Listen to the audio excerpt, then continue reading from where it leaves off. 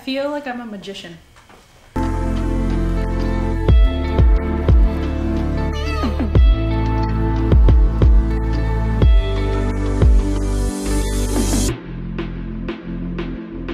Hey everyone, it's Michelle Martinez here. I am joined with Dan from the channel Slide Rec Dan. Yeah, that's it. So go ahead and tell us what your channel is all about. Yeah, so I do a lot about one wheels, and basically my channel is about one wheels. I also sometimes put some filmmaking and like short films there, but it's mainly about like, you know, one wheels and yeah, like content, anything related to that. So that's pretty much what I make, yeah. Awesome, and I'm so thankful this weekend you actually got to rent the RED camera. So that is so exciting. Let's talk about really quick which one you rented and why. Yeah, so this one is the RED Scarlet X. And it uses the Mysterium sensor, I believe that's what it's called. And so it's one of the older ones. I think it's like the second generation or third generation one wheel, oh my gosh, RED camera. It's kind of old, but it is still a cinema camera. It's still a RED. So yes, it's still quite a hefty price tag. Yeah. So as far as like renting one for the weekend, I take it, do they include all the attachments, the lenses, or do you have to figure that out? Yeah, so I was really lucky because the local like rental place that I rented it from, they include everything that you need to be ready to shoot, including a lens. I think lensrental.com or something like that. Then they do rent out REDs, but it's like all separated. So you have to rent the brain, and then you have to rent the lenses and the accessories, and so you gotta figure all that out. But yeah. Dang. Okay, that's cool. So why did you rent this one this weekend? I have to film a friend's wedding, and so yeah, it's like he's a close friend of mine, so I just want to make sure that I can get the best image quality that I can get for him.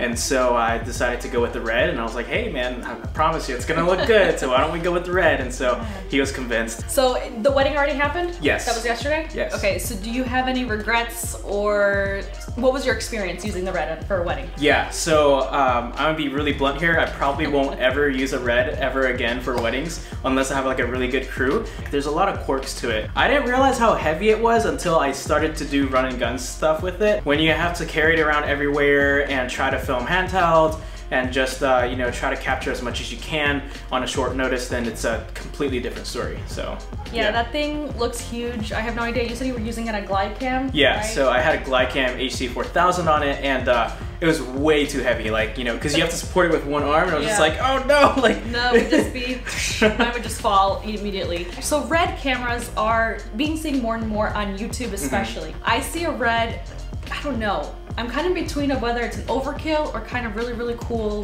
thing to use for YouTube. Right. RED camera, where do you see those kind of fitting with YouTube? Yeah, I mean, personally, I think RED cameras are a bit overkill for YouTube. The only time I see that as being useful is if you have a crew and like, you know, you actually have a big production going on, you have people that can help you with, especially with newer REDs, it can shoot 8K, and so that's a lot of resolution where you can do a crop in, and if you want to do a lot of 3D tracking and 3D animations, then, and like, you know, put some overlay and stuff like that, then it's a lot easier because it's a much sharper image, you have more, you know, more pixels. In that sense, it would make sense. But if you're just, you know, by yourself running a YouTube channel, I wouldn't really recommend it. And especially too, it costs a lot of money to operate it and maintain it as well. So for the editing software that you have, do you have any issues editing the footage right now? Actually, no. Like I use Premiere, so playback is very smooth even at 4K, and so I'm really surprised. And I've also used the Blackmagic Cinema 4K before, and that one was really smooth on playback as well. So whatever they're doing with their codec is really good. I don't know a lot about the REDs. All I know is a lot that like Peter McKinnon uses it for his channel, which makes sense for him at the level that he's at. And the way that he uses it, I mean, do you know, does he use it for 100% of the YouTube video or only sections? Like I'm pretty sure, don't quote me on this, but I'm pretty sure he only really uses it for like really cinematic stuff. Yeah. Like The Mountains Won't Remember Me or something like that.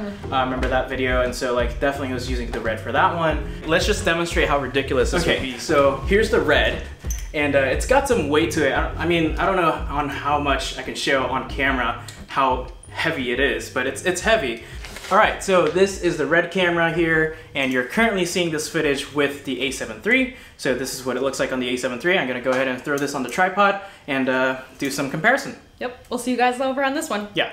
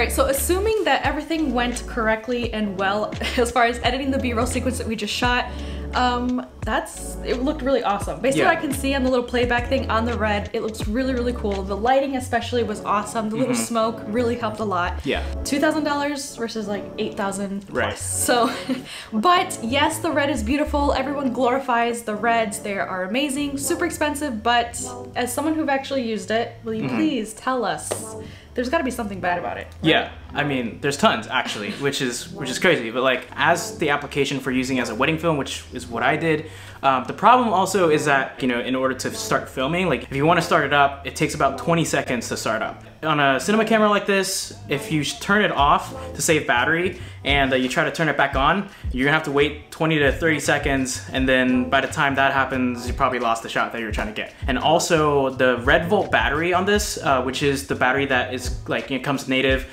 and you can put it inside the handle, it only lasts about 25 minutes. No. And I'm talking about 25 minutes whether you record or not. Even if it's on standby, it's gonna, you know, drain the battery. Now, there is a solution to this. You can put a V-mount battery on the back and like do like an adapter for an Anton Bauer, and that'll definitely last you like an hour. And so that'll be the most ideal solution. It is going to add a lot of weight and bulk to the rear. So there is that to keep in mind. But also the audio isn't great on the Red. It doesn't come with built-in audio at all. So you have to connect a microphone to it. But even when you do, it has a lot of noise though, so you're gonna hear this buzz all the time.